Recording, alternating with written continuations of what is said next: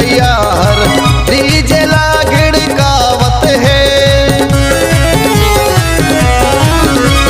लइका बुढ़वा सियान सबला बाबा डीजे नचावत है।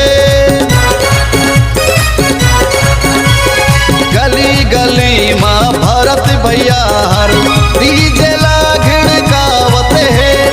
लइका बुढ़वा सियान सबला बाबा डीजे नचावत है।